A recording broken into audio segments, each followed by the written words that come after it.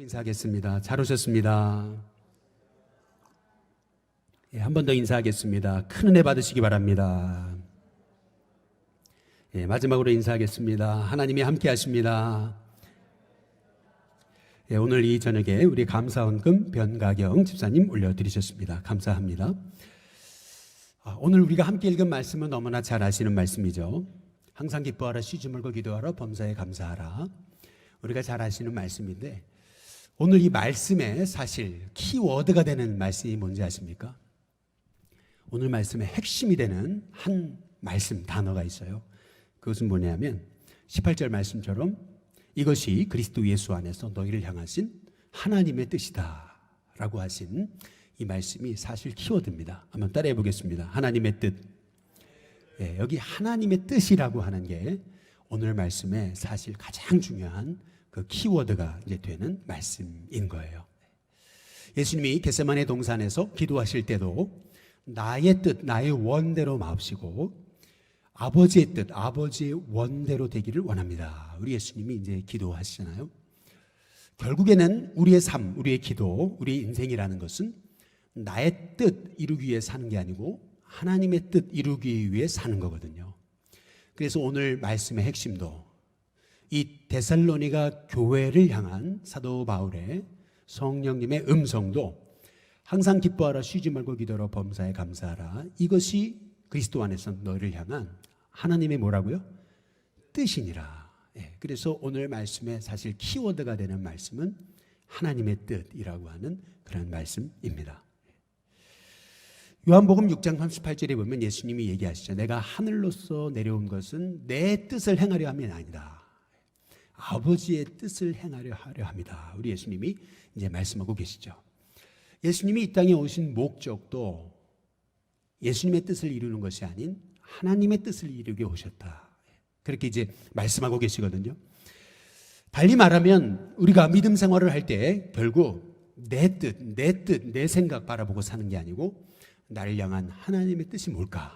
늘 그거를 청종하면서 그 뜻 구하고 그 뜻 붙잡고 그 뜻 순종하면서 살아갈 때 하나님께서 저와 여러분에게 하나님이 힘들고 어려워도 고난이 닥치고 또 뜻하지 않는 어려움이 와도 결국에서는 저와 여러분의 삶을 통해서 결국 하나님의 뜻을 이루어 가실 줄로 믿습니다.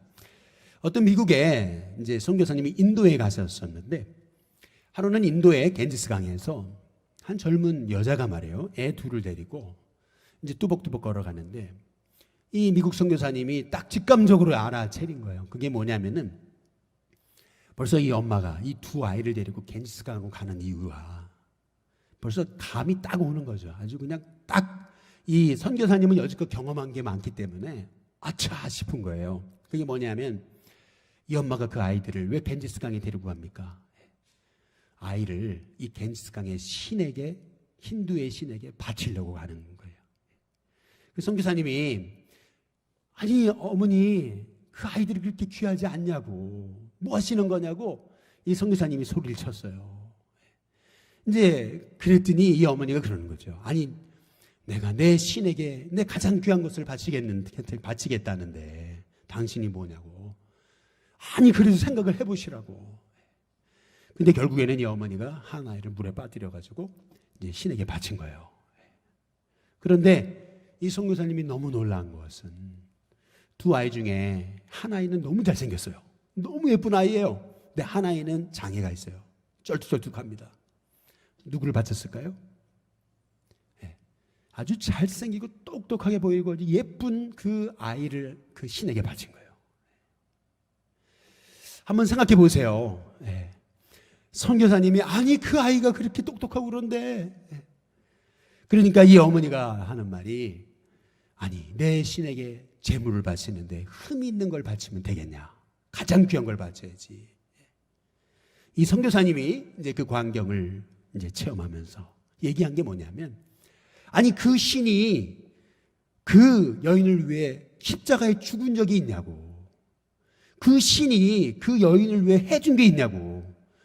그런데 아무것도 해준 것이 없는 알지 못하는 신을 위해서 그렇게 자기 아들, 흠없는 아들을 그렇게 바쳐야 된다는 것을 알고 있는데 하물며 우리 예수님 믿는 하나님의 종들, 예수님이 우리를 위해 생명까지 주셨는데, 그 생명까지 주시고 부활하셔서 지금도 우리와 함께 하시는데, 우리는 얼마나 그분께 나의 삶을 드리고 얼마나 그분의 뜻을 따라서 살고 있느냐, 이제 그런 얘기입니다. 오늘 말씀에서 우리 주님은 항상 기뻐하라, 쉬지 말고 기도하라, 범사에 감사하라, 이것이 너를 향한 하나님의 뜻이다, 이제 이렇게 얘기하고 있는데요. 이 하나님의 뜻 세 가지, 바로 첫 번째 그게 뭡니까? 기뻐하라. 두 번째 기도하라. 그리고 감사하라. 기뻐하고 기도하고 감사하는 것, 이것이 우리를 향한 하나님의 뜻이라는 거거든요. 우리가 하나님 이 뜻대로 살 수 있게 해달라고, 이 말씀대로 순종하며 살게 해달라고 우리가 기도하기 시작할 때, 결국 저와 여러분의 삶에 베푸신 하나님의 복이 저와 여러분 가운데 임하는 은혜가 있게 하시리라 믿습니다. 먼저 첫 번째는 여기 보니까 항상 기뻐하는데 이 조건이 붙었잖아요. 그냥 기뻐하는 게 아니고 뭐라고요? 항상 기뻐하라고 그러죠. 우리 대선전서 5장 우리 16절에 이제 말씀해 보시면 항상 기뻐하라. 그냥 기뻐하는 게 아니고 어떻게 기뻐하라고요? 항상이라는 조건이 붙었잖아요. 아니 어떻게 항상 기뻐할 수 있겠습니까? 그러나 우리 하나님이 이것이 하나님의 뜻이라고 우리에게 말씀하시잖아요. 그렇다면 우리의 삶에 때로는 어려움이 있고 고난이 있어도 결국 하나님의 자녀는 이 말씀에 하나님의 뜻대로 살기 위해 기쁨을 선택하는 이제 하나님의 종이 이제 되어야 된다는 것이거든요. 그러면 우리가 항상 기뻐해야 될 이유, 그것은 뭐냐는 겁니다. 시편에 30편 11절에 보니까 우리 하나님은요, 슬픔이 변하여 뭐가 되게 하세요? 춤이 되게 하시는 분이세요.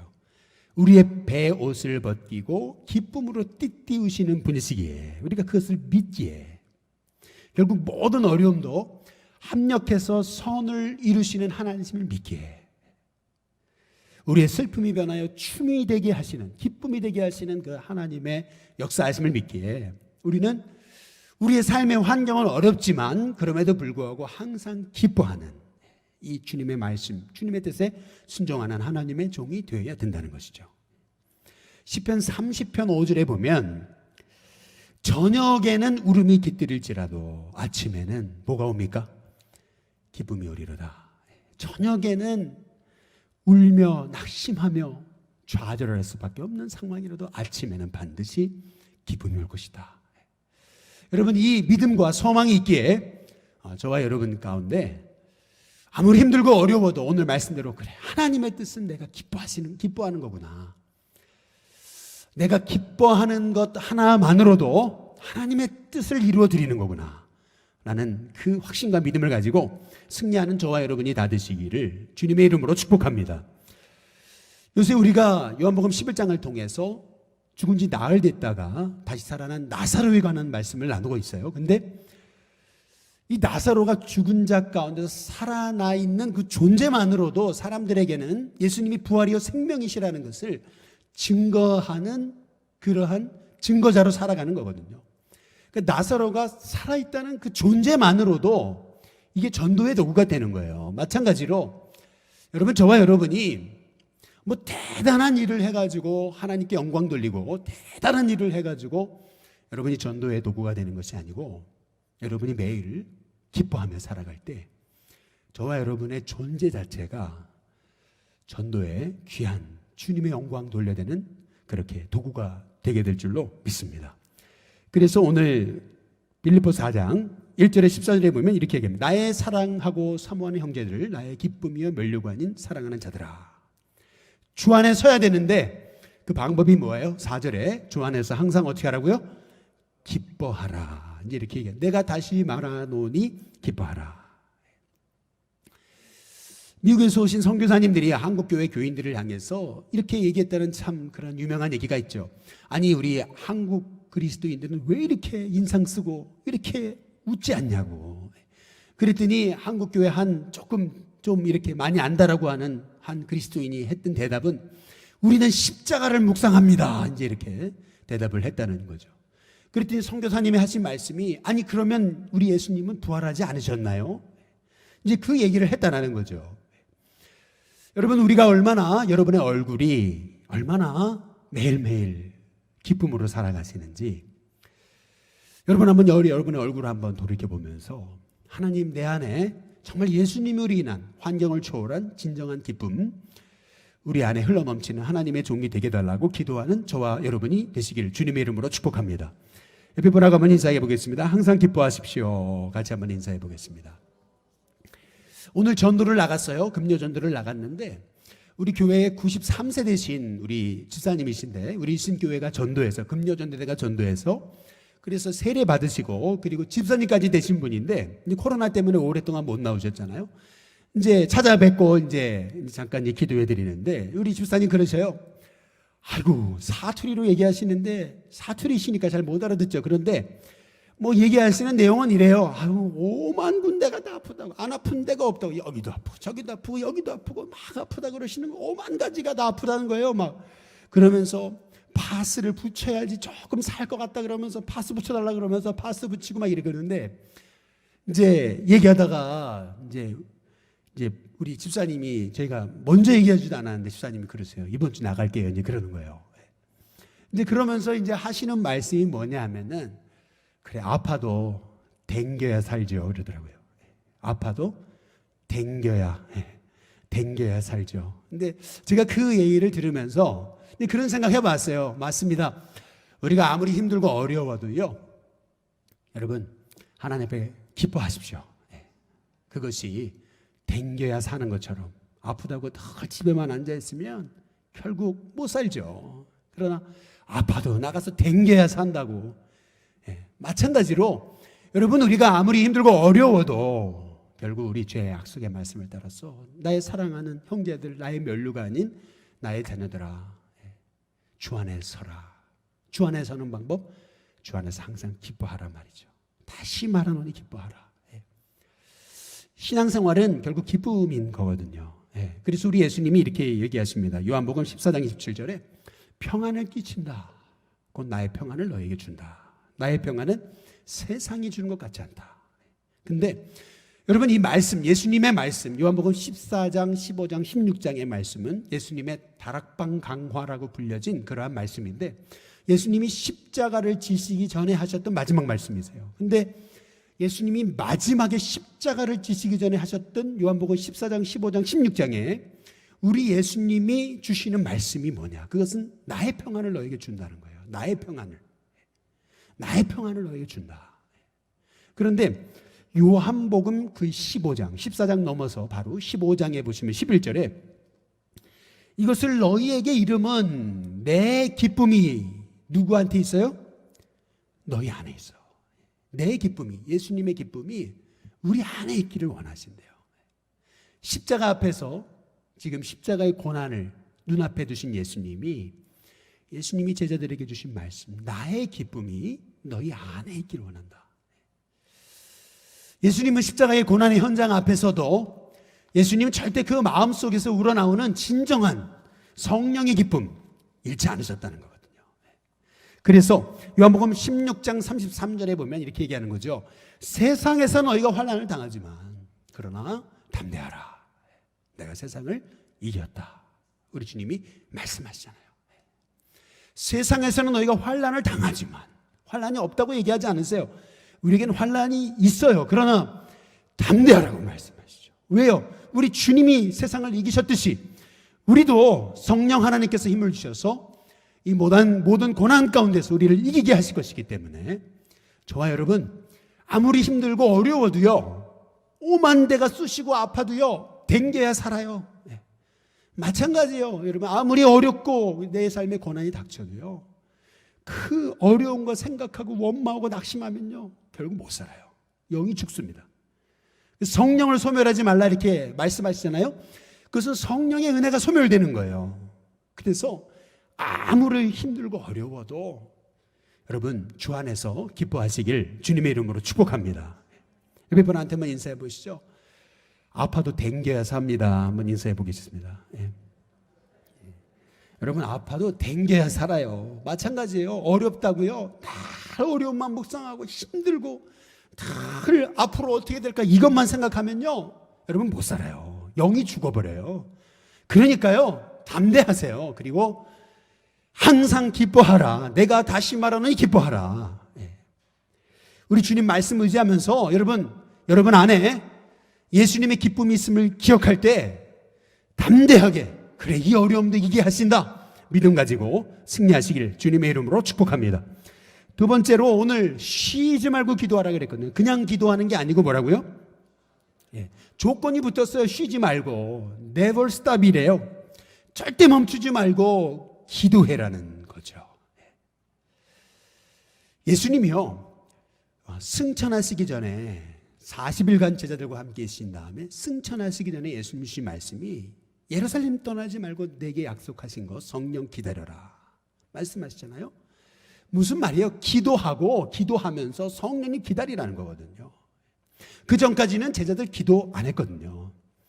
근데 주님의 마지막 당부인 걸 믿고, 그리고 예루살렘에 모여가지고 저들이 기도하던 그 감람원이라는 산에 가서 하나님 앞에 기도하잖아요.